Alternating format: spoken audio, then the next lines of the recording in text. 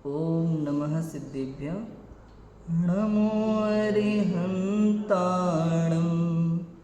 नमो सिद्धाणं नमो आयर्याणं नमो उवज्झायाणं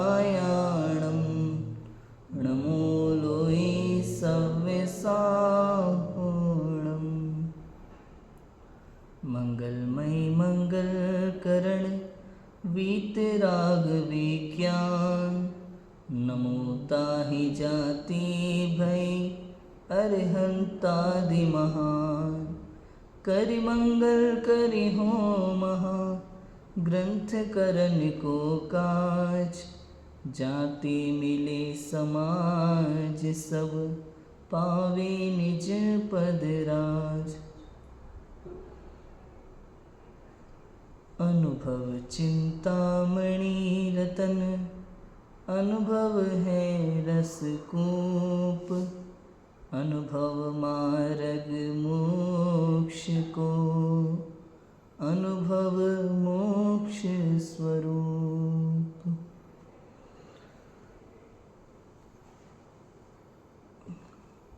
आचार्य कल्प पंडित टोडरमल जी द्वारा रचित मोक्ष मार्ग प्रकाशक ग्रंथ का हमने पूर्ण स्वाध्याय किया। पीछे परिशिष्ट वन समाधि मरण गुमानी राम जी द्वारा विरचित उसको भी हमने पढ़ा। रहस्यपूर्ण चिट्ठी का स्वाध्याय हमने किया और फिर कविवर बनारसी दास जी द्वारा विरचित परमार्थ वचनिका का स्वाध्याय हमने पूर्ण किया। आज हमें उपादान निमित्त की चिट्ठी प्रारंभ करनी है। परिशिष्ट 4 मोक्ष मार्ग प्रकाशक के सबसे लास्ट में है उपादान निमित्त की चिट्ठी। चिट्ठी मतलब लेटर, चिट्ठी माने लेटर। किसी ने पंडित जी के पास प्रश्न लिख करके भेजा। बेटा क्या लिख करके भेजा? प्रश्न, क्वेश्चन, है ना। किसी ने पंडित जी के पास एक क्वेश्चन लिख करके भेजा। पता है नगरों में पहले गांव-गांव में जो लोग स्वाध्याय करते थे ना, शास्त्र पढ़ते थे मंदिर में बैठ करके, अब कभी कुछ समझ में नहीं आए तो क्या करें? तो बहुत कम ऐसे विद्वान होते थे जिनका स्वाध्याय बहुत अच्छा होता था, जिन्होंने बहुत सारे शास्त्र पढ़ रखे होते थे, है ना। तो ऐसे विद्वान उस समय भी अत्यंत प्रसिद्ध हुआ करते थे, बहुत प्रसिद्ध थे। बनारसी दास जी उनमें से एक थे, पंडित टोडरमल जी उनमें से एक थे।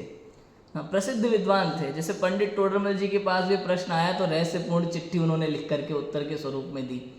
ऐसे ही ये बनारसी दास जी ने उपादान निमित्त की चिट्ठी लिखी। उपादान निमित्त के संबंध में कुछ लोगों के प्रश्न थे जो पंडित जी के पास पहुँचे और बनारसी दास जी ने उसके उत्तर स्वरूप ये चिट्ठी लिखी है। तो इसमें प्रश्नों के उत्तर हैं। देखो प्रथम ही पढ़ते हैं, अपन सीधा पढ़ते हैं। परिशिष्ट 4 उपादान निमित्त की चिट्ठी कविवर पंडित बनारसी दास जी लिखित है ना। प्रथम ही कोई पूछता है कि निमित्त क्या और उपादान क्या। अब ये निमित्त उपादान आपको मालूम है चिट्ठी में क्या लिखा? अपन नॉर्मली क्या बोलते हैं? निमित्त उपादान, निमित्त उपादान, निमित्त उपादान। चिट्ठी का नाम क्या रखा पंडित बनारसी दास जी ने? उपादान निमित्त की चिट्ठी। ऐसा क्यों? उन्होंने निमित्त उपादान नहीं लिखा, उन्होंने उपादान निमित्त लिखा। क्यों? क्योंकि उपादान मुख्य है, निमित्त गौण है। उपादान को मुख्य करना है, इसलिए उन्होंने उपादान निमित्त की चिट्ठी लिखी। हालांकि बनारसी दास जी ने निमित्त उपादान के दोहे भी लिखे और उसका नाम निमित्त उपादान के दोहे ही रखा। क्यों? क्योंकि उसमें पहले निमित्त के दोहे लिखे फिर उपादान के दोहे लिखे, इसलिए उसका नाम रखा निमित्त उपादान के दोहे। और यहाँ उपादान निमित्त की चिट्ठी में उपादान को मुख्य रूप से उन्हें समझाना है, इसलिए उन्होंने उपादान निमित्त की चिट्ठी नाम इसका रखा है। अब ये चिट्ठी में थोड़ा अलग तरीके से वर्णन है। नॉर्मली ये कहीं देखने को मिलता नहीं है, कहीं शास्त्र में पढ़ने को इस तरह की चीज़ें मिलती नहीं हैं।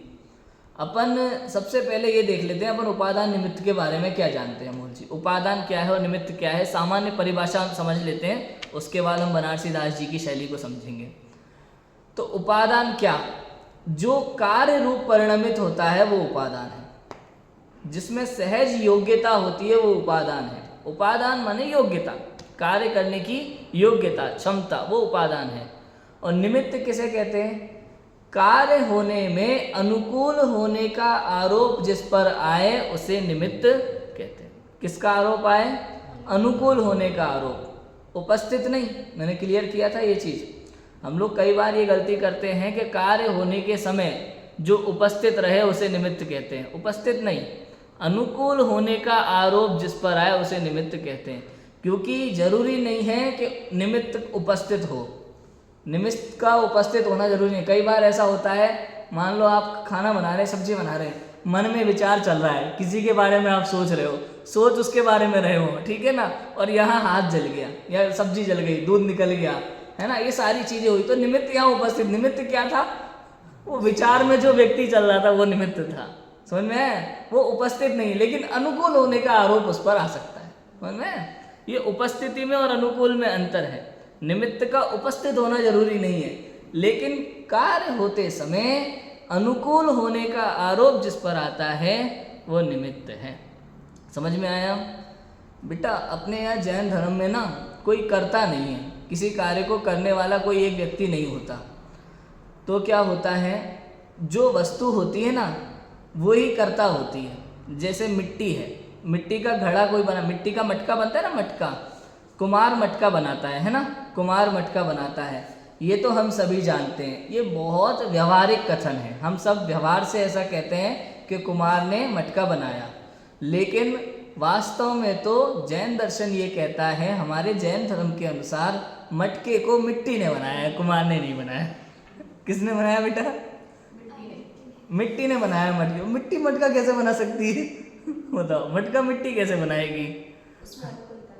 हाँ नहीं, कुम्हार तो अनुकूल होने का आरोप है, कुम्हार तो निमित्त है, उपादान है, मिट्टी उपादान है, उसमें योग्यता है। मतलब हमारा लॉजिक ये है वहाँ पे कि यदि कुम्हार मटका बना सकता है तो आटे का क्यों नहीं बना देता? कुम्हार अगर मटका बना सकता है तो प्लास्टिक का क्यों नहीं बनाता? मिट्टी का ही क्यों बना रहा है? इसका अर्थ ये है, कुम्हार में मटका बनाने की शक्ति नहीं है, बल्कि मिट्टी में मटका बनने की शक्ति है। समझ में आया? तो जिसमें शक्ति है वो हमारे लिए उपयोगी है, वही हमारे लिए मुख्य है, वही हमारे लिए करता है। बताओ, समझ में आया? तो घड़ा किसने बनाया, कुम्हार ने या मिट्टी ने? मिट्टी ने। अगर कुम्हार घड़ा बनाएगा तो कुम्हार को पता है क्या करना पड़ेगा? कुम्हार को घड़ा बनना पड़ेगा खुद, तब हम मानेंगे कुम्हार ने घड़ा बनाया। समझ में आया? ऐसा है। ऐसे ही रोटी कौन बनाता है? मम्मी। रोटी कौन बनाता है? मम्मी। अब जैसे मैंने बताया मटका किसने बनाया? मिट्टी ने। तो रोटी वास्तव में किसने बनाई? आटे ने। वेरी गुड, समझ में आया? तो रोटी किसने बनाई? आटे ने, मम्मी ने नहीं बनाई। अब फिर समस्या है, मम्मी रोटी नहीं बनाएगी तो आटा अपने आप रोटी कैसे बना देगा? बताओ, मम्मी अगर रोटी बना सकती हैं तो मिट्टी की क्यों नहीं बना देती, कोयले की क्यों नहीं बना देती? बताओ, निमित्त है। मम्मी तो क्या है? निमित्त है। उपादान तो आटा ही है, क्योंकि आटा नहीं, एक बार को मम्मी नहीं होगी तो कोई पापा होंगे, पापा बना देंगे रोटी, लेकिन आटा नहीं होगा तो क्या होगा ये बताओ? समझ में आया? इसलिए रोटी किसने बनाई है? आटे ने बनाई। क्लियर है ना? निमित्त और उपादान की ये गड़बड़ है। अब देखो, मैं और थोड़ा विशाल उदाहरण एक ले लेता हूँ ताकि समझ में आएगा आपको। जगत में जितने भी कार्य होते हैं उसमें कभी अपने आप को कर्ता मत मानना कि मैंने किया, क्योंकि जगत में जितने भी कार्य होते हैं उसमें प्रत्येक कण कण का अपना कार्य होता है। मेरा काम मात्र जानना देखना है, करना धरना मेरा काम ही नहीं है, मेरा स्वभाव ही नहीं है करना धरना हरना। मेरा काम तो मात्र जानना देखना है और कुछ नहीं है। अब शरीर अपना काम करता है, मैं अपना काम करता हूँ, उंगली अपना काम करेंगी, आंखें अपना काम करेंगी, कान अपना, सब अपना अपना काम करते हैं, तब एक कार्य होता है। अब जैसे ऑफिस में कोई कार्य हुआ, ऑफिस में कोई कार्य हुआ, तो कोई भी कार्य होता है तो अवार्ड किसको मिलता है? बॉस को। अवार्ड तो किसको मिलता है? बॉस को, कंपनी को। समझ में आया कि नहीं? लेकिन क्या बॉस ने कार्य किया? बॉस तो बैठे बैठे ऑर्डर मारते रहते हैं, उनने क्या किया? काम तो बाकी सबने किया। तो कंपनी जो आगे जा रही है उसको जो सक्सेस मिली है, एक कंपनी को जब सक्सेस मिलती है तो उसमें झाड़ू लगाने वाला, पोंछा लगाने वाला, वो वॉचमैन जो सुबह शाम गेट खोलता है और बंद करता है और कंपनी का ख्याल रखता है रात दिन, वो, इसके बाद जूनियर एम्प्लॉय से लेकर के हाईएस्ट सीनियर एम्प्लॉय, सब लोग जब अपना अपना काम करते हैं तब कंपनी एक सक्सेस तक पहुंचती है। बताओ, लेकिन आरोप किस पर आता है? किसी एक व्यक्ति पर।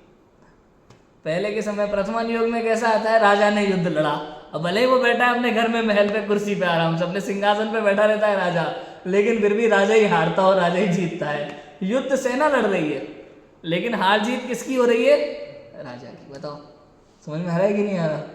यहाँ इंडिया पाकिस्तान के युद्ध में लड़ सैनिक रहे और हारते जीतते कौन है, हम जीत गए हम पटाखे फोड़ रहे हैं, हम जीत गए, तुम तो गए नहीं भाई लड़ने के, तुम कैसे जीत गए। समझ में है कि नहीं आता। अनुकूल होने का आरोप, ये निमित्त नैमित्तिक के कथन ऐसे होते हैं, ये व्यवहारिक कथन है, कहा जाता है लेकिन होता नहीं। कई चीजें ऐसी हैं, समझ में आया। ये निमित्त नैमित्तिक के ऐसे कथन संसार में चलते हैं। ये सामान्य निमित्त और उपादान की परिभाषा मैंने बताई। उपादान कौन, जो स्वयं कार्य रूप परिणमित होता है वो उपादान, और कार्य होते समय अनुकूल होने का आरोप जिस पर आता है वो निमित्त है। ठीक है, ये सादा सिंपल परिभाषा। यहाँ जो पंडित बनारसी दास जी ने उपादान निमित्त की चिट्ठी लिखी है, इसमें थोड़ा सूक्ष्म विवेचन है, इसमें एक अलग ही दृष्टि से विवेचन है। वो कैसे अपन पढ़ते हैं फिर मैं आगे बताता हूँ इसमें किस दृष्टि से विवेचन है। क्वेश्चन था, हाँ पूछिए। तो जितनी भी बार निमित्त उपादान का होता है डिस्कशन जब भी, तो हर टाइम पे हम लोग कार्य क्या सिद्धि होने की ही बात करें, कार्य कंप्लीट होने का ही। अब बहुत बार ऐसे थे, जैसे कुम्हार अभी घड़ा बना रहे, घड़ा टूट जाता है, तो हम लोग जब भी एग्जांपल लेते हैं तो घड़ा बन गया उसके लिए ये निमित्त बना है। हाँ। तो इस केस में क्या रहता है, जैसे रोटी बना, रोटी जल गई, तो उसमें भी निमित्त का उसमें अनुकूल है, इसमें प्रतिकूल हो जाता है, राइट? नहीं अनुकूल है, उसमें भी अनुकूल है। हाँ, उसका जलने में अनुकूल है, वो निमित्त हुआ। और चूंकि जली तो उपादान क्या है इसमें, कि रोटी में जलने रूप योग्यता भी थी, मटके में उसमें मिट्टी में घड़ा बनने की भी योग्यता है और बनने के बाद टूटने की भी योग्यता है। ऐसा इसलिए घड़ा बना भी और टूटा भी, क्योंकि उसमें दोनों प्रकार की शक्ति विद्यमान थी, इसलिए उपादान। और निमित्त भी उसी दृष्टि से आएगा, वो जो भी कार्य हुआ है इसमें जो जिस पर भी अनुकूल होने का आरोप आया है वो निमित्त है। ठीक है, ऐसा। अब देखो, प्रथम ही कोई पूछता है कि निमित्त क्या और उपादान क्या। सबसे पहला प्रश्न, निमित्त क्या और उपादान क्या, उसका विवरण बहुत सिंपल सूत्रात्मक शैली में, बहुत इजी लैंग्वेज में यहाँ पंडित बनारसी दास जी लिख रहे हैं, बहुत शॉर्ट में लिख रहे हैं। निमित्त तो संयोग रूप कारण और उपादान वस्तु की सहज शक्ति। समझ में आया? निमित्त क्या, संयोग, संयोग माने कोई अनुकूल, सिंपल, उस समय किसी की अनुकूलता होना, और वस्तु की सहज शक्ति वो उपादान है। वस्तु की सहज शक्ति, अब वो जिस रूप भी वस्तु परिणमित हो रही है वो उसकी शक्ति है। हम आत्मा की वैभाविक रूप परिणमन होने की भी शक्ति है और स्वाभाविक रूप परिणमन होने की भी शक्ति है, इसलिए आत्मा संसारी भी होता है और मुक्त भी होता है ना। निमित्त तो संयोग रूप कारण और उपादान वस्तु की सहज शक्ति, जिसका भी संयोग पड़ेगा वो निमित्त कहलाएगा उस समय कार्य में। संयोगी जो है वो सब निमित्त है, और सहज शक्ति जिसमें है कार्य रूप परिणमित होने की वो उपादान है। अभी देखो इसमें बहुत सारी बातें आएंगी, उसका विवरण।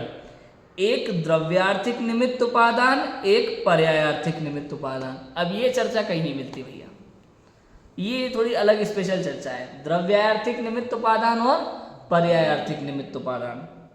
अब इसमें ऐसा नहीं है जैसा द्रव्यार्थिक और पर्यायार्थिक नए हैं। द्रव्यार्थिक और पर्यायार्थिक नए में क्या है, जो द्रव्य को विषय बनाता है वो द्रव्यार्थिक नए है या गुण को विषय बनाता है, और जो पर्याय को विषय बनाता है वो पर्यायार्थिक नए है ना।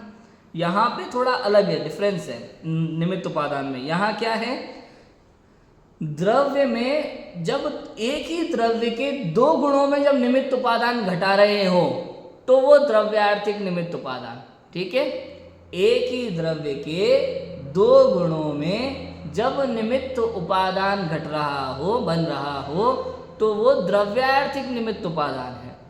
और जब दो द्रव्यों में आपस में निमित्त उपादान चल रहा है, अलग अलग दो द्रव्यों में, जीव और पुद्गल, धर्म धर्म, ऐसा, वो पर्यायार्थिक निमित्त उपादान। समझ में आया? फिर से, एक ही द्रव्य के अनंत गुण हैं, उनमें अनंत गुणों में आपस में निमित्त नैमित्तिक संबंध है, जब उसकी चर्चा करेंगे तो वो द्रव्यार्थिक निमित्त उपादान है।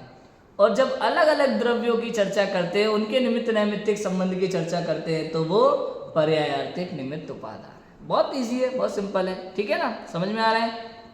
अब देखो उसका विवरण, इन्होंने ये बात इसमें लिख दी है यहाँ पे, देखो द्रव्यार्थिक निमित्त उपादान गुणभेद कल्पना, पर्यायार्थिक निमित्त उपादान परयोग कल्पना। ठीक है, गुण भेद माने एक द्रव्य के गुणों में भेद और परयोग माने दूसरे द्रव्य का संयोग। ठीक है ना, द्रव्यार्थिक निमित्त उपादान और पर्यायार्थिक निमित्त उपादान।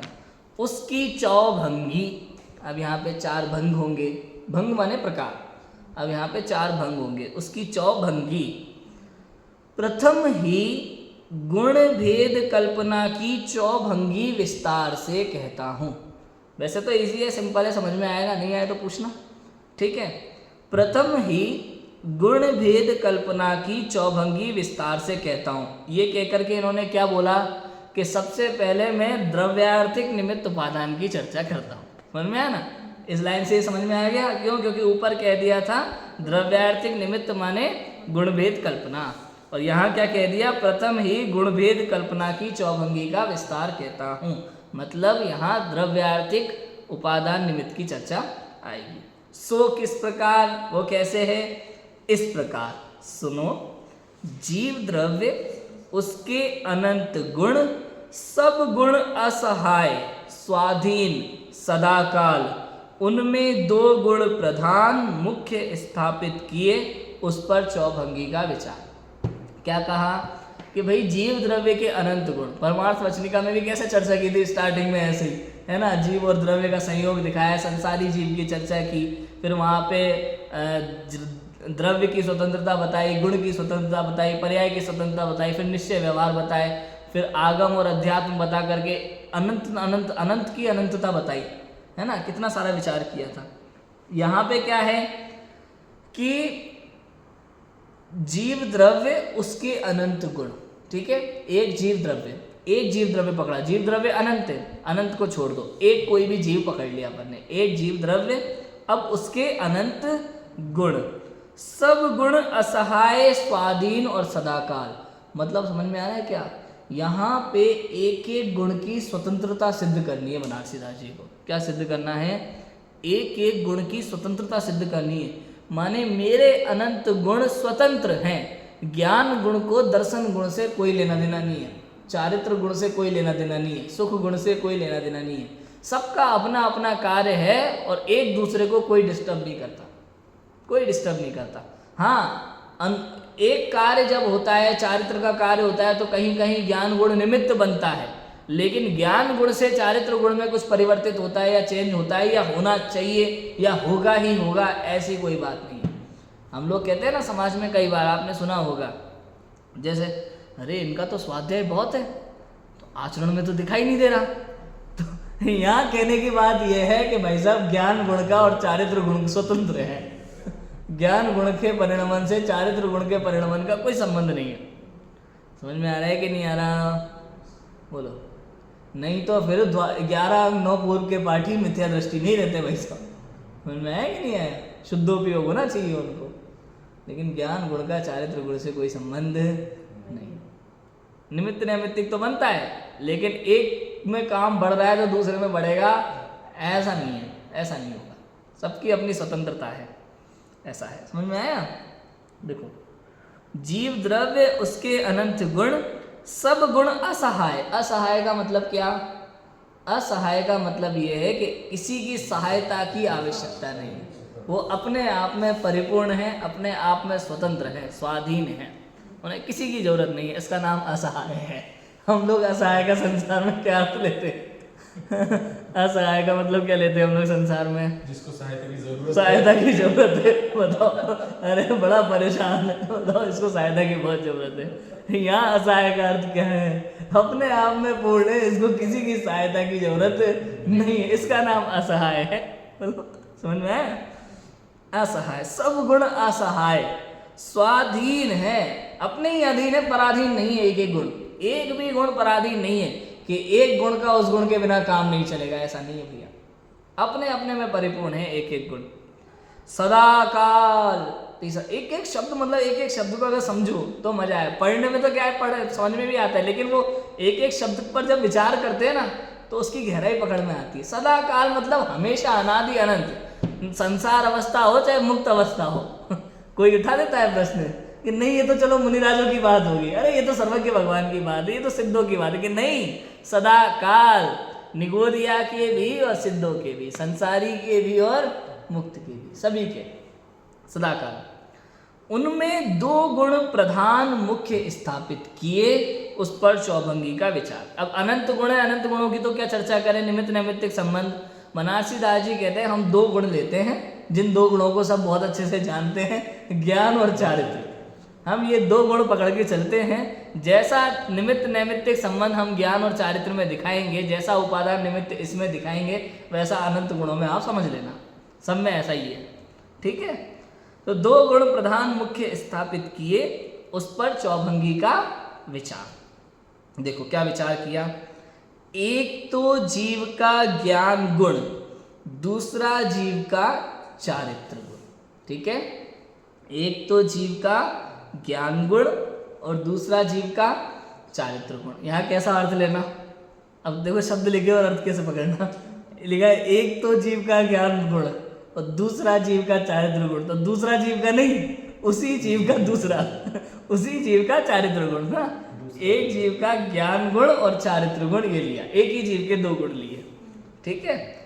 ये दोनों गुण शुद्ध भाव रूप जानने, ये दोनों गुण शुद्ध है, अनादि अनंत शुद्ध ही है वास्तव में तो, और अशुद्ध रूप भी जानने, ठीक है। कैसे जानने, ये दोनों गुण शुद्ध भाव जान, शुद्ध रूप भाव जानने, अशुद्ध रूप भाव जानने। ये शुद्ध और अशुद्ध जो है ये पर्यायों में जाता है वैसे तो, है ना। पर्याय की योग्यता से अशुद्ध भी होता है और शुद्ध भी होता है, तो दोनों प्रकार की चीज शक्ति है, ये उसकी सहज शक्ति है गुणों की।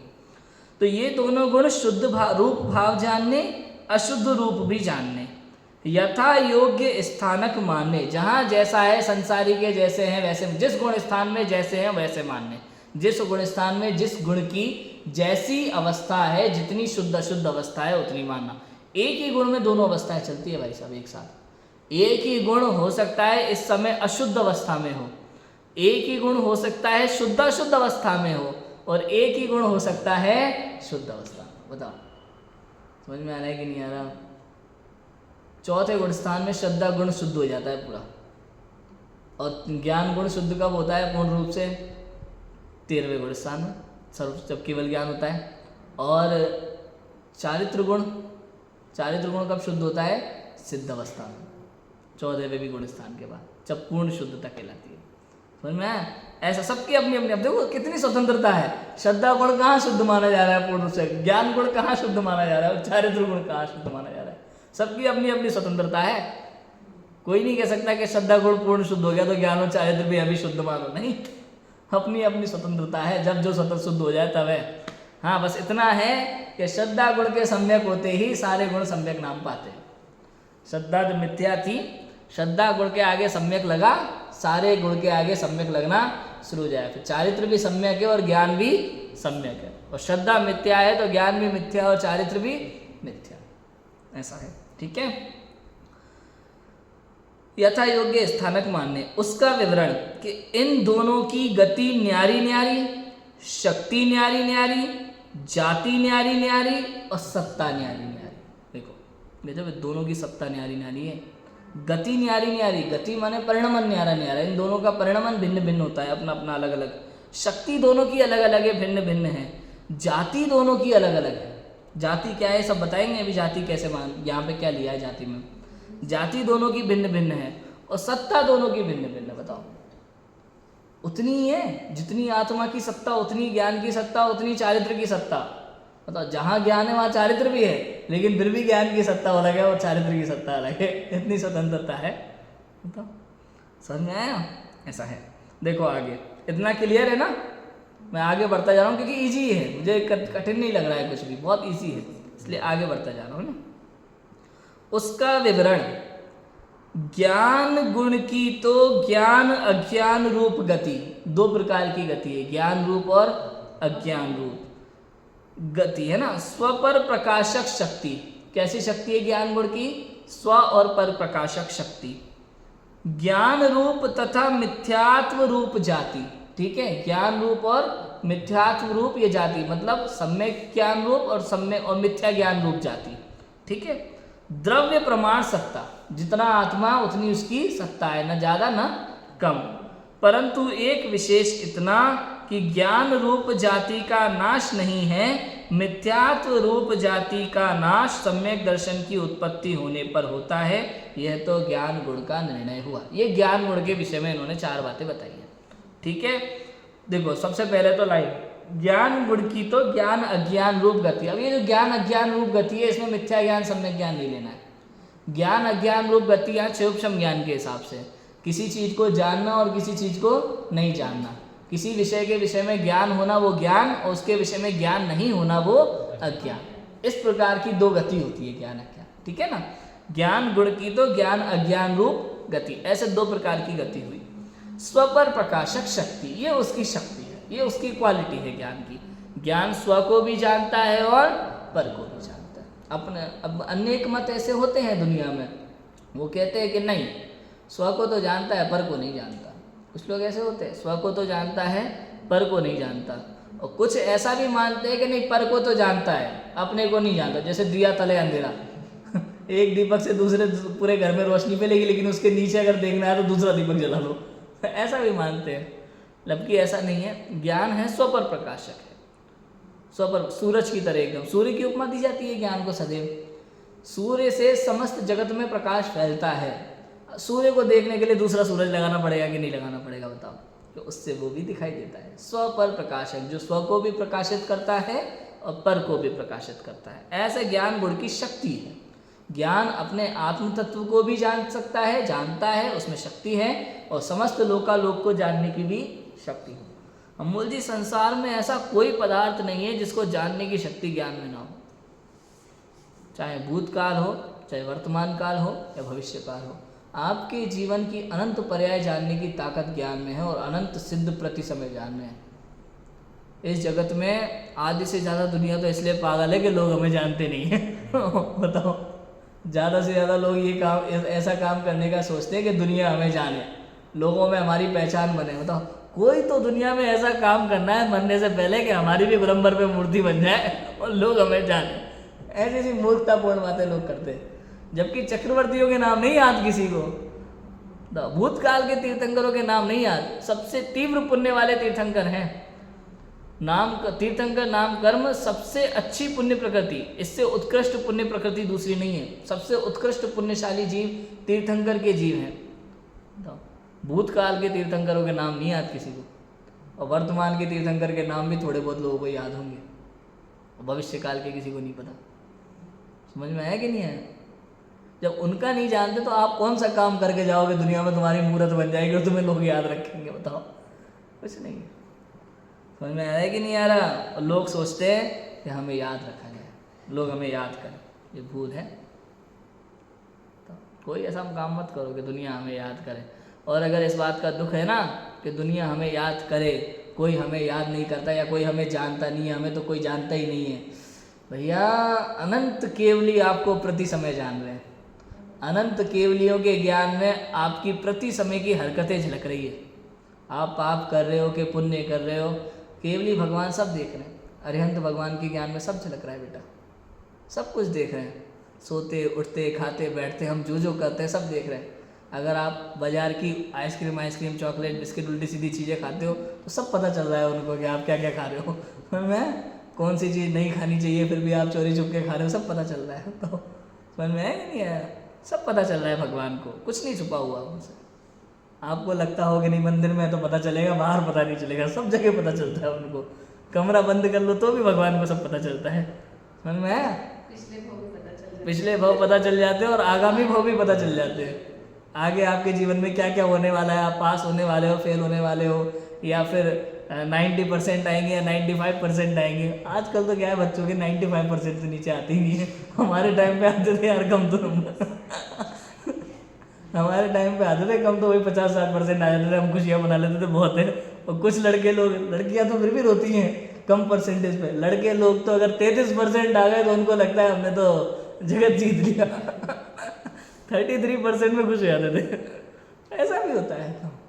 कहने का अर्थ यह है ज्ञान स्वपर प्रकाशक है, समस्त लोकालोक को जानने की ताकत है। द्रव्य गुण पर्याय को जानने की ताकत है, अनंत द्रव्य गुण पर्याय को एक साथ जानने की ताकत है एक समय में। बताओ, उन्हें केवल ज्ञान में झगड़ रहा है। अनंत सिद्ध भगवान जान रहे हैं अमोल जी कि मुझे किस समय क्षयिक सम्यक दर्शन होगा और किस समय में मोक्ष जाने वाला हूँ, किस समय मेरे परिणाम बदलेंगे। बोलो, इसलिए कर्ता बनेगा अपने आप पूर्ण रूप से निषेध है, कर्ता बनेगा निषेध है भाई साहब।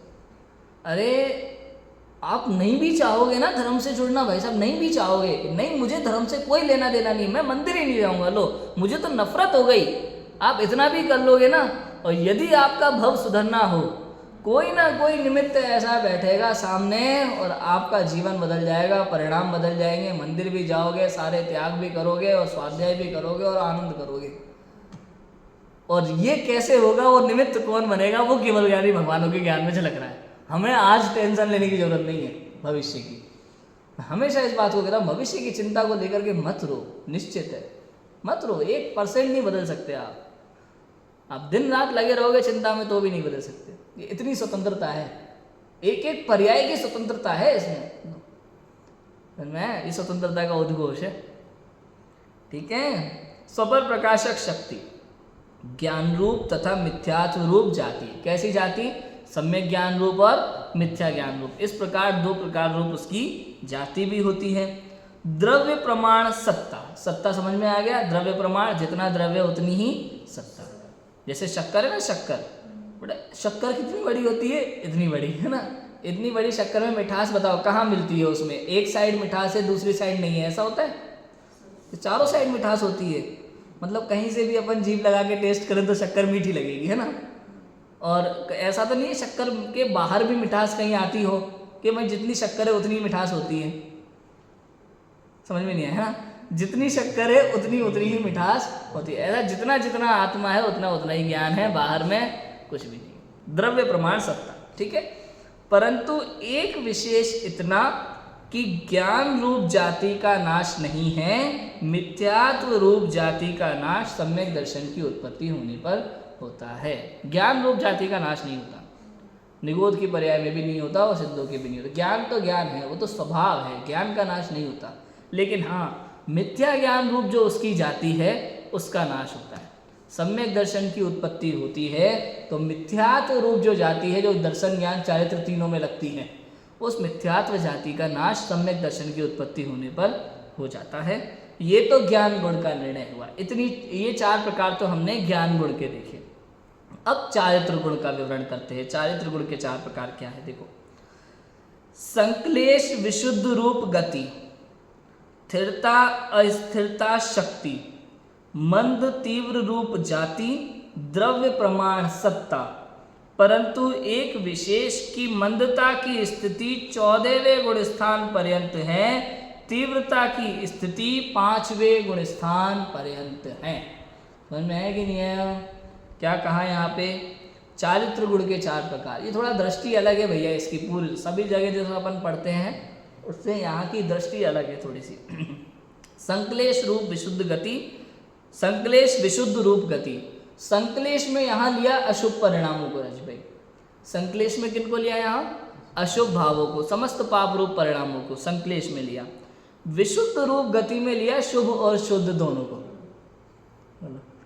अनेक स्थानों पर क्या है, शुभ और अशुभ को एक स्थान में लेते हैं और शुद्ध को अलग लेते हैं, लेकिन यहाँ क्या किया है, अशुभ को अलग लिया और शुभ और शुद्ध को अलग लिया। यहाँ पे ये विशुद्धता में गर्भित शुद्धता मानी इन्होंने ऐसा माना है, पंडित बनारसी दास जी ने यहाँ ये सिद्ध किया कि भैया विशुद्धता में से ही शुद्धता निकल के आएगी। क्यों? अपन भी तो कहते हैं ना सामान्य भाषा में, भाई अशुभ परिणाम से जीव को शुभ परिणाम होंगे, शुभ परिणाम से शुद्ध होंगे। शुभ हुए बिना आज तक किसी जीव को शुद्ध परिणाम हुए क्या, ये बताओ? पंचलब्धि पूर्वक सम्यक दर्शन होता है, प्रायोगिक लब्धि क्या है? तत्व चिंतन, शुभ परिणाम। उस समय अकाम निर्जरा होती है। प्रायोगिक लब्धि में कौन सी निर्जरा होती है? अकाम निर्जरा होती है। वहाँ पे बोलो, अकाम निर्जरा मतलब समझे? शुद्धोपयोग वाली निर्जरा नहीं, संवर निर्जरा वाली निर्जरा नहीं होती, वो तो शुद्धोपयोग से ही होती है। अकाम निर्जरा माने उस समय चूंकि शुभ उपयोग चलता है और पाप परिणाम नहीं है, अशुभ भाव नहीं है, इसलिए पाप का बंध तो नहीं होता है, ठीक है। तो क्या होता है, उस समय पाप का तीव्र उदय भी चल रहा हो ना, लेकिन परिणामों में तत्व विचार चल रहा है, कोई बात नहीं, राग द्वेष नहीं कर रहा, सोच रहा है कोई बात नहीं, ऐसा ही होना था, मेरे मेरे ही पूर्व कर्मों का फल है। ये जो शुभ परिणाम है उसने उसका राग द्वेष नहीं किया, क्रोध नहीं किया, कर्म के तीव्र उदय में, पाप के तीव्र उदय में, तो नया पाप नहीं बन रहा उसको, अब क्या बन रहा है, नया पुण्य बन रहा है उसको। तो उसको कहा अकाम निर्जरा। क्या कहा उसको, अकाम। और सविपाक निर्जरा क्या है, सविपाक निर्जरा की तो गति समय चल रही है हमारे, पूर्व कर्म में जो बंधा था, स्थिति पूरी होने पर उदय में आया, फल दे करके झड़ गया, नया कर्म बंध गया। ये जो सामान्य स्थिति समस्त संसारी जीवों में चलती रहती है, वो सविपाक निर्जरा है। निगोदिया से लेकर अरिहंतों तक सबके होती है सविपाक निर्जरा, एक तरह से बिल्कुल। और ये अकाम निर्जरा क्या है, अकाम निर्जरा में जिस समय तत्व ज्ञान चल रहा हो, शुभ परिणाम चल रहे हो, या कषायों की बहुत मंदता हो, कषायों की बहुत मंदता हो, उस समय नया पाप नहीं बंधता, पुण्य तो बनता है, नया पाप नहीं बंधता, उसको कहते हैं अकाम निर्जरा। ऐसे ऐसे अंतर है भैया, थोड़े थोड़े। जिनागम की अलग अलग जगह पे अलग अलग शैली है, वहाँ उस पॉइंट को सही रूप पे समझना बहुत जरूरी है। यहाँ पे किस बात को किस तरीके से किया, यहाँ पे कहा उन्होंने विशुद्धता में गर्भित शुद्धता है, आगे बहुत चर्चा आएगी इसकी, गर्भित शुद्धता सिद्ध करेंगे। विशुद्धता में से ही शुद्धता निकल के आती है, ऐसा कहा। जैसे शुभ परिणाम से शुद्ध परिणाम होते, तब जैसे सविकल्प से निर्विकल्प बताया था मैंने, रहस्यपूर्ण सिद्धि में सविकल्प से निर्विकल्प बताया था ना, ऐसे ही विशुद्धता ये सविकल्प अवस्था और शुद्धता वो निर्विकल्प अवस्था। जैसे सविकल्प से निर्विकल्प होते हैं, ऐसे विशुद्धता से शुद्धता तक जीव जाता है। तो यहाँ पे विशुद्धता और शुद्धता दोनों लिया विशुद्धता में, है ना। संक्लेश विशुद्ध रूप गति, स्थिरता अस्थिरता शक्ति। ठीक है, शक्ति कैसी है, स्थिरता और अस्थिरता, मतलब उसमें चारित्र में क्या है, स्थिर भी रहता है और अस्थिर भी रहता है। चारित्र में पर्याय की, है ना, पर्याय की स्थिरता भी होती है, स्वभाव में स्थिर भी रहता है कई बार, और स्वभाव में स्थिर नहीं भी रहता है। ये स्थिरता और अहिरता दो प्रकार की इसकी, इस प्रकार का इसका परिणमन है, ये गति है। ठीक, चलिए ये शक्ति है, ये शक्ति है इसकी। मंद तीव्र रूप जाति, चारित्र में मंद और तीव्र रूप जाति होती है, मंद भी होता है और तीव्र भी होता है, मतलब ये कषाय वगैरह होती है ना, तीव्र भी होती है और मंद भी होती है चारित्र। द्रव्य प्रमाण सत्ता, ये बराबर, ये ज्ञान में भी सेम है और चारित्र में भी सेम है, जितना द्रव्य उतना ही ज्ञान, उतना ही चारित्र, उतने ही अनंत गुण होते हैं, है ना, द्रव्य प्रमाण सत्ता। परंतु एक विशेष की मंदता की स्थिति 14वें गुण स्थान पर्यंत है, तीव्रता की स्थिति 5वें गुण स्थान पर्यंत है। अब ये मंदता तीव्रता यहाँ पे किस चीज के लिए बताओ, यहाँ पे जो मंदता और तीव्रता लिए, यहाँ पे मंदता तीव्रता लिए अशुद्धता से, कषायों से नहीं ली। किससे ली है, अशुद्धता से, कषायों से नहीं ली। कषायों की मंदता तीव्रता अलग है। अब 14वें गुण स्थान तक जब इन्होंने मंदता लिखा है, तो 14वें गुण स्थान में कषाय तो है नहीं, कषाय तो खत्म हो गई भैया 10वें गुण स्थान के बाद, 14वें गुण स्थान में कषाय तो है नहीं। तो फिर मंदता तीव्रता किस चीज की, अशुद्धता की, कि अभी तक चारित्र की अशुद्धता वहां पे विद्यमान है। बोलो समझ में आया कि नहीं आया, क्या विद्यमान है, चारित्र की अशुद्धता विद्यमान है। चारित्र की पूर्णता जब होती है तो निश्चित रूप से नियम से सिद्धालय में विराजमान हो जाते हैं, वहां तक अशुद्धता है। मतलब ये कि जब तक कर्मों का सद्भाव है, जब तक पुद्गल का संयोग है, तब तक अशुद्धता है, जब तक मिलावट है तब तक अशुद्धता है। एक तरफ से कहें तो समझ में आया कि नहीं, जब तक कोई भी कर्म एक क्षेत्र का चिपका हुआ है तब तक अशुद्धता है, जब तक पूर्ण रूप से 8 कर्म नहीं झड़ जाते तब तक अशुद्धता है। उस शुद्धता अशुद्धता की बात है यहाँ। तो मंदता तो कहाँ तक कहा कि उसकी अशुद्धता की मंदता, देखो मंदता की स्थिति 14वें गुण स्थान पर्यंत होती है। मंदता की स्थिति वहां 5वें गुण स्थान से मंदता होती है उसकी अशुद्धता की, और तीव्रता की स्थिति क्या है, 5वें गुण स्थान। 5वें गुण स्थान में तीव्रता अशुद्ध है। कहने का अर्थ यह है कि वहां अशुद्धता ज्यादा है और शुद्धता कम है। 5वें गुण स्थान तक कर्मों का बंधना एक क्षेत्र, मतलब मिलावट ज्यादा है, दूसरी चीज की मिलावट ज्यादा है और शुद्धता कम है। और 6वें के ऊपर सकल चारित्र प्रकट हो जाता है ना, तो वहां शुद्धता ज्यादा होती है और अशुद्धता कम होती है ना। दूध में पानी मिलाया जाता है तो प्योर दूध हो तो शुद्ध, मिलावट का हो तो अशुद्ध। तो किसी ने ज्यादा पानी मिलाया, किसी ने कम, तो जब तक पानी ज़्यादा मिलता है तब तक हम दूध को पानी कहते हैं, पानी कम मिलाया तो कहते हैं ये बढ़िया है, ये प्योर दूध लग रहा है, लेकिन पानी तो उसमें भी होता ही, ठीक है ना, इस हिसाब से। तो परंतु एक विशेष की मंदता की स्थिति 14वें गुणस्थान पर्यंत और तीव्रता की स्थिति 5वें गुणस्थान पर्यंत। अब देखो, यह तो दोनों का गुण भेद न्यारा न्यारा किया, ये तो दोनों का गुण भेद न्यारा न्यारा किया, ज्ञान का भी और चारित्र का भी। अब इनकी व्यवस्था, ना ज्ञान चारित्र के अधीन है, ना चारित्र ज्ञान के अधीन है, दोनों असहाय रूप हैं, यह तो मर्यादा बंद है। मर्यादा बंद है मतलब क्या लिखा, ये दोनों गुण भेद न्यारा न्यारा किया इन्होंने, दोनों गुण भेद अलग अलग करके बात की है, ज्ञान की अलग बात की चौभंगी और चारित्र की अलग चौभंगी की बात की। अब इन्होंने साफ बात एक ये लिखी है, ना तो ज्ञान चारित्र के अधीन है, ना ही चारित्र ज्ञान के अधीन। पूरी इस द्रव्यार्थिक उपादान निमित्त के विषय में इनको यही सिद्ध करना है। क्या सिद्ध करना है? ज्ञान की स्वतंत्रता और चारित्र की स्वतंत्रता। भैया ज्ञान में जो कुछ भी होता है वो चारित्र में हो ऐसा जरूरी नहीं, मूल रूप से तो यही सिद्ध करना है मुझे। आप व्यवहार में ऐसे अनेक उदाहरण देखोगे जीवन में कि ज्ञान तो बहुत बढ़ जाता है, क्षयोपशम तो बहुत है, लेकिन शुद्धता नहीं है। अब यहाँ पे उसी की चौभंगी अपन कल लेंगे विस्तार से, नया प्रकरण जैसा शुरू हो जाएगा, यहाँ से कल उदाहरण देंगे कि कैसे कैसे 4 प्रकार से बताएंगे कि कैसी कैसी परिस्थिति बन सकती है। तो वो चारों परिस्थिति अपन समझेंगे। अभी तो सिर्फ इतना समझो कि आपने देखा होगा जगत में क्षयोपशम तो बहुत, इंटेलिजेंट बहुत, लेकिन परिणाम विशुद्धता कितनी खराब होती है बताओ। कई बार आपको दिखेगा मंदिर में दर्शन कर रहा है, चारित्र की विशुद्धता, समझ में आया? चारित्र की, अरे तो भगवान को जानता ही नहीं है, ये अजान रूप, ये क्या है? ये ज्ञान अशुद्ध है, ज्ञान की अशुद्धता, चारित्र की विशुद्धता। दर्शन कर रहा है भाव से, माला फेर रहा है भाव से, लेकिन ज्ञान कुछ नहीं, जानकारी नहीं है। जिन भगवान की माला फेर रहा है उन भगवान की वीतराग सर्वज्ञता का पता नहीं है। वो तो पिताजी ने बोला था, मम्मी ने बोला था बेटा माला फेरो तो फेर ली, समझ में आया कि नहीं आया? ऐसे कई लोग मिलेंगे आपको। तो ऐसी, अब यहाँ पे चारित्र की विशुद्धता का मतलब सम्यक चारित्र से नहीं है, दिख रहा है ना, बस वो विशुद्धता माने यहाँ पे शुद्धता और विशुद्धता का अंतर बहुत अलग समझना। यहाँ विशुद्धता शुद्धता का अर्थ यहाँ सम्यक दर्शन और मिथ्या ज्ञान से बिल्कुल नहीं लगाना है।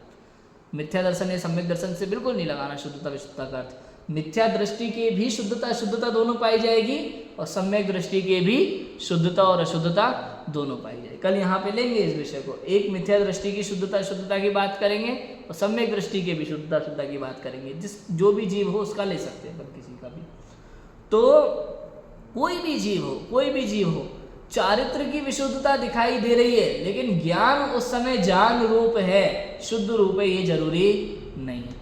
ऐसे ही ज्ञान की जहाँ विशुद्धता बहुत हो, क्षयोपशम बहुत अच्छा हो, बहुत स्वाध्याय करता हो, प्रवचन बहुत शानदार देता हो, लेकिन चारित्र की विशुद्धता उतनी हो ऐसा जरूरी नहीं है भैया। वो किसी का दोष नहीं है इसमें, किसी का दोष नहीं है, माने उस खुद स्वयं उस खुद का भी दोष नहीं है। बोलो अपने को दोष देने से भी क्या होगा राजू भाई बताओ। मैं आपसे पूछता हूँ, किसी भी जीव को ले लो, किसी से भी पूछते हैं, उसके अंदर जो चारित्र में कमी है, क्या वो चाहता है कि उसके चारित्र में कमी हो? बताओ। आज जैन समाज के किसी भी व्यक्ति को खड़ा करके उससे पूछो, क्या तुम्हें अच्छा लगता है तुम्हारे चारित्र में कमी है, तुम ये खाते हो वो खाते हो? चाहता तो नहीं हूँ भाई कहेगा तो यही ना, चाहता तो, लेकिन है क्या करोगे बोलो।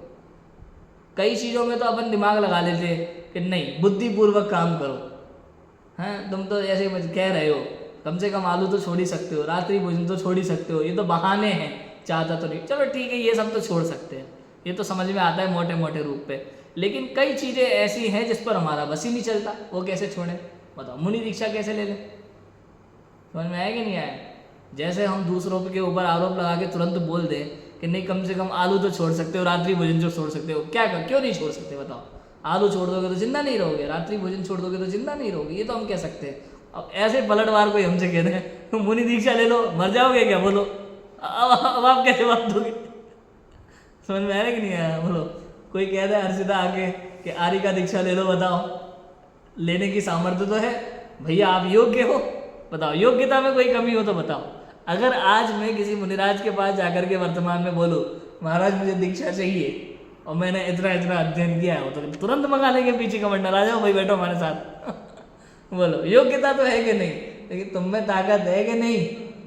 बोलो तुम में ताकत है मुनिव्रत पालन करने की? है सामर्थ्य अंदर में? है उस लेवल का वैराग्य? है उस लेवल का परिणाम? बोलो समझ में आया कि नहीं आया? केवल मुनि दीक्षा के लिए वैराग्य की आवश्यकता नहीं है अमूल जी। वैराग्य क्या, एक छोटी से छोटी चीज़ के त्याग के लिए वैराग्य की आवश्यकता होती है। उस वस्तु से वैराग्य उत्पन्न होना चाहिए। आप देखो 10 लक्षण निकले ना अभी अभी, इन 10 दिनों में अनेकों लोगों ने आलू छोड़े होंगे, अनेकों लोगों ने रात्रि भोजन छोड़ा होगा, 11वें दिन तो टूट पड़े होंगे ऐसे टूटे होंगे कि पता नहीं कितने दिनों से हमें बांध के रखा है जेल में सारी इच्छाएं आज पूरी कर लो, टूट पड़े होंगे 11वें दिन तो। इसका मतलब हाँ दूसरे दिन गणेश जी के भंडारे में जाके खा अरे रहे गणेश जी के भंडारे में मतलब क्या कुछ नहीं होता। उपवास करके फिर जाके खा रहे हैं। 10 दिन के उसके बाद बाहर का सब चल जाता है, बताओ उल्टा सीधा चाय जैसा सब चल जाता है उनको। तो क्या किया आपने? बस मतलब वैराग्य तो हुआ ही नहीं, जिस चीज़ के लिए किया था वो चीज़ तो हुई नहीं ना, जो बदलाव जीवन में होना चाहिए था वो तो हुआ ही नहीं। तो इसका मतलब ये है चारित्र में विशुद्धता 10 दिन थी लेकिन ज्ञान की विशुद्धता नहीं थी। समझ में आया कि नहीं आया? ज्ञान की विशुद्धता नहीं थी और चारित्र में विशुद्धता थी 10 दिन के लिए, और फिर उसके बाद में ज्ञान की विशुद्धता तो थी नहीं, चारित्र की भी विशुद्धता खत्म हुई, ज्ञान भी अशुद्ध और चारित्र भी अशुद्ध। बोलो समझ में आ रहा है कि ऐसे निमित्त नैमित्तिक संबंध है। तो ज्ञान का चारित्र से कोई संबंध नहीं है, चारित्र का ज्ञान से कोई संबंध नहीं। बताओ 10 दिन के उपवास करने के बाद भी लोग स्वाध्याय नहीं करते, प्रवचन में नहीं जाते, खाना नहीं खाएंगे, मूल बात तो ये है बस। मैं ये हमारा तप है भले कुछ नहीं बताओ। समझ में आ रहा है कि नहीं आ रहा? ठीक है, जो भी करता है, जो चीज़ जो करे उससे वो उसके वर्तमान परिणाम है, उसको कोई नहीं बदल सकता। एक समय के परिणाम की उत्पत्ति स्वयं अपनी योग्यता से होती है, उसमें हमारा कोई वश नहीं चलता, कोई वश नहीं चलता। रही कौन क्या नियम ले रहा है उस पर किसी का कोई वश नहीं है, स्वयं उसका वश नहीं है। हो सकता है कल तक उस जीव ने सोचा ही ना हो, आज कोई ऐसा निमित्त पड़ा उसकी बुद्धि चली कि नहीं ये काम तो करना है, ऐसा हो जाता है। स्वयं उस व्यक्ति का वश नहीं चलता, एक समय के परिणाम में होता है ये सारी चीज़ें। बहुत सारी चीज़ें ऐसी आप सोचो, कई बार हमें लगता है ना कि नहीं हम चाहे तो रुक सकते हैं, हम हमारे करने से होता ही नहीं, हमारी भूल है। बोलो भाई साहब, कई बार ऐसा होता है, बताओ कौन पिता चाहता होगा कि मैं घर जाकर के अपने बच्चे को जोरदार थप्पड़ लगाऊं आज शानदार घर जाकर के? बताओ कौन चाहता होगा? कोई पिता चाहता है ऐसा? कोई नहीं चाहता। लेकिन घर जाते ही कोई ऐसी सिचुएशन बन जाती है लग जाता है। क्यों बेटा, होता है कि नहीं? कि बच्चे आजकल तो नहीं पिटते हैं, हमारे टाइम पे पिटते थे हम लोग, आजकल तो बच्चे पिटते ही नहीं है। तो ऐसी सिचुएशन बन जाती है, कोई ना कोई ऐसी हरकत। एक तो ऑफिस से थके हुए आए और उसने दिमाग खराब कर दिया, हो गया कि नहीं? सोच करके तो नहीं आए थे, प्लानिंग तो नहीं थी, और बाद में बुरा भी लगता है। अगर आपने किया तो अब बुरा क्यों लग रहा है? तो कहने का अर्थ ये एक समय का परिणाम है, उसका कर्ता भी मैं नहीं हूँ। वो निमित्त नैमित्तिक संबंध है, सहज रूप से पूर्व कर्म का ऐसा उदय होता है, वर्तमान में योग्य निमित्त मिल जाता है, और जो महत्वपूर्ण कार्य होना था वो हो जाता है। बस ऐसे निमित्त उपादान सेट होता है। समझ में आया कि नहीं आया? और योग्यता थी इसलिए कार्य हो जाता है। बताओ, थप्पड़ मारने की योग्यता हम में थी और थप्पड़ खाने की योग्यता उसमें थी, तो काम हो जाता है। समझ में आया? ऐसे निमित्त उपादान सेट होता है। तो अभी तो हाँ, ये तो निमित्त उपादान के इससे है, बट हम लोग जब पुरुषार्थ और क्रमबद्ध पर्याय की बात करते हैं तो उसमें पुरुषार्थ भी करना चाहिए बोलते हैं। हाँ, तो उसमें फिर उपदेश कुछ भी करो चेंज नहीं हुआ, जो होना है वो होना है, राइट? फिर पुरुषार्थ करने का और उसका उससे वो निमित्त बनने का क्या रिलेशन है? उपदेश के लिए देखो, कुछ भी हो, बच्चा अपने नंबर लाएगा योग्यता से, उसको फर्स्ट और सेकंड भी उसके पुण्य प्रमाण है। उसका पुण्य होगा तो टॉप करेगा, नहीं होगा तो नहीं करेगा। कई बार ऐसा होता है कि दुनिया भर की पढ़ाई कर रखी हो और नशे में पेपर को कॉपी जांची हो मास्टर ने, नंबर किसी के कम कर देता है, किसी के ज़्यादा कर देता है, ऐसा भी हो जाता है कई बार। पुण्य प्रमाण है सब कुछ। ये सरकारी नौकरी कैसे मिल रही है? पुण्य प्रमाण है, तैयारी के ऊपर कुछ नहीं है। तो कहने का ये तो है तो पुण्य प्रमाण, लेकिन उपदेश क्या दिया जाएगा? बोलो, अब कोई सामने आएगा तो आप क्या कहोगे? बेटा पुण्य प्रमाण है, मत कर दो। बिल्कुल अजीब लगेगा, लोग उल्लू बनाएंगे, मजाक उड़ाएंगे। उपदेश तो यही दिया जाएगा, बेटा मेहनत करो, बेटा खाओ। अच्छा, शरीर कैसे बनता है? शरीर नाम कर्म के उदय से तैयार हो रहा है पूरा। शरीर में जो भी बदलाव होते हैं, काला गोरा हल्का पतला मोटा, जो कुछ भी बदलाव होते हैं सब नाम कर्म के ऊपर है। हम फालतू परेशान हो रहे हैं जिम जाके, जिम वाले को पैसा देते हैं, ऊपर से वो खाने पीने की आलतू फालतू चीज़ें बता देता है, उसमें समय और पैसा दोनों बर्बाद करते हैं, जबकि खेल पूरा नाम कर्म का है। समझ में आया कि नहीं आया? तो कहने का अर्थ ये है कि उपदेश तो कुछ ना कुछ देना है, और ज्ञानदाता पूरी दुनिया में बैठे हुए हैं। ज्ञानदाता समस्त संसार में, उनको कोई ना कोई ज्ञान आपको चिपकाना ही चिपकाना है। आपने देखा होगा हर जीव अलग अलग प्रकार का उपदेश देता है एक ही विषय पर। अब आप क्या करोगे बताओ? कहने को ये तो पुरुषार्थ है, अब हर तरह का पुरुषार्थ करोगे सक्सेस तो है नहीं। तो कहने का अर्थ है कार्य तो निमित्त होने से ही होता है। अब पुरुषार्थ की जो मेन परिभाषा है, जैन दर्शन में जो परिभाषा है पुरुषार्थ की, पुरुषार्थ का मतलब है प्रोसेस। पुरुषार्थ का मतलब क्या है? प्रोसेस। ये सहज होती है अपने आप। मैंने इसके लिए बहुत सिंपल उदाहरण दिया हुआ है, सबको हमेशा पहले भी दिया है। 5 समवाय जब पढ़ाया था तब उदाहरण दिया था। 5 समवाय पूर्वक कार्य होता है: स्वभाव, पुरुषार्थ, काललब्धि, भवितव्यता और निमित्त। अब आप देखो, सोने से जो कुंडल बना या पायल बनी या चैन बनी, सोने में चैन बनने की योग्यता ये उसका स्वभाव, ठीक है। टोकरी में टुकड़े पड़े हुए थे सोने के, जो हाथ में आया उसकी भवितव्यता और काललब्धि। भवितव्यता के इसकी चैन ही बननी थी, कुंडल और पायल नहीं बननी थी, ये भवितव्यता। और काललब्धि इसी समय इस टुकड़े का उपयोग होना था चैन बनने के लिए, काललब्धि। और निमित्त स्वयं सुनार, ग्राहक और जो भी औजार, वो निमित्त। और पुरुषार्थ क्या है उसमें?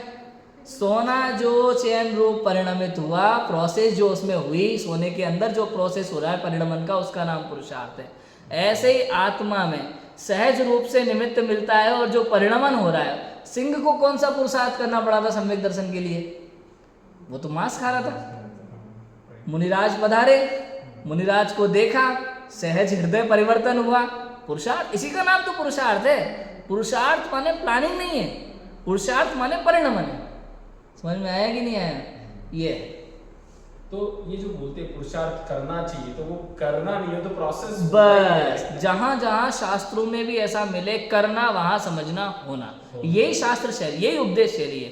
कहा जाएगा करो, हम भी यही बोलेंगे, करो भाई, थोड़ा कुछ तो करो यार, बैठे रहते हो फालतू, बोलेंगे तो हम भी ऐसा ही। करना नहीं, होना, वहां समझना ये। अब लिखा है ना शास्त्रों में, ऐकथ पपिमृत्वा तत्व कौतूहली सन, अनुभव भव मूर्ति पार्श्ववर्ती मुरूतम, पृथगत विलसंतम स्वसमालोकेन, तेजसी जगिति मूर्त्या साकमेकत्व मोहम। अभी समय सार का कलश है अमरचंद्राचार्य का, आत्मख्याति का। क्या लिखा? ऐ कथमपि मृत्वा तत्व कौतूहली सन। मृत्वा, कत्वा प्रत्यय, मर करके भी, पच करके भी क्या तत्व का कौतूहली हो, तत्व का कौतूहली हो। ऐ कथमपि मृत्वा तत्व कौतूहली सन, अनुभव भव मूर्ते पार्श्ववर्ती मूर्तम। इस शरीर को पार्श्ववर्ती, पड़ोसी जान करके इसके साथ व्यवहार कर। ये अपना मत मान, इसको पड़ोसी जान करके अनुभव कर। मैं आत्मा हूँ और ये मैं ये हूँ और ये पड़ोसी है, ये मैं नहीं हूँ, ऐसा अनुभव कर। तेजसी झगिति मूर्तिया साक में, तेजसी तुरंत त्याग दो, झगिति फटाफट से झटकना, त्याग दो, साक में एकत्व मोह, इस मोह को त्याग दो तुरंत की तुरंत ही, है ना। अनुभव भव मूर्ति पार्श्ववर्ती मूर्तम प्रत्यगत विसंतम स्वसमालोके, अपने आप में समा जाओ और इसको त्याग दो, इस मोह को त्याग दो। इसके प्रति जो ममत्व हुआ, इसको नहीं त्याग दो, शरीर को मत त्यागना, आत्महत्या हो जाएगी। इसके प्रति जो मोह है उसको त्याग दो। ऐसे उपदेश जगह जगह मिलेंगे। एक जगह लिखा, अमृतचंद्राचार्य ने भी लिखा और बनारसी दास जी ने भी उसमें समय सार कलश में लिखा, समय नाटक समय सार में, क्योंकि वो कलश से लिया है ना। वो 6 महीने बैठ करके तू तत्व विचार कर, निश्चित रूप से तुझे सम्यक दर्शन होगा, हमारी गारंटी है। ऐसा कम से कम 6 महीने विचार कर। ऐसी बातें हैं, अनेकों बातें मिलेंगी इसी शास्त्र में। लेकिन समझना ये ही कि मैं करने वाला नहीं हूँ, मैं तो सहज रूप से मुझे निमित्त मिला शास्त्र का, और ये काम हो रहा है अपने आप है। जो कुछ हो रहा है अपने आप हो रहा है, मैं करने वाला नहीं। और यदि भाई साहब आप करने वाले हो तो आज सम्यक दर्शन क्यों नहीं कर लेते? बताओ, किसने रोका? निमित्त है, उपादान है, किसी चीज़ की कमी नहीं है, 5 समवाय सामने मौजूद है। बताओ क्यों नहीं कर पा रहे? कि नहीं, अब यहाँ समझ में आएगा, नहीं भाई साहब 5 समवाय नहीं है, काल लब्धि और भवितव्यता होती तो आपको कहना नहीं पड़ता कर लो, हो जाता। समझ में आया? क्लियर है? ऐसे बहुत सारे विषय हैं। तो अभी तो अपन ने एक पेज लिया इसका, कल इसकी चौभंगी का विचार, ज्ञान गुण निमित्त और चारित्र गुण उपादान रूप है, उसका विवरण करेंगे। यहाँ पे चारित्र गुण को उपादान लेंगे और ज्ञान गुण को निमित्त लेंगे, और बहुत अच्छी चर्चा इसमें आएगी, उसकी चर्चा अपन करेंगे। अभी की बात को विराम देते हैं। ओम नमः सिद्धिभ्याम।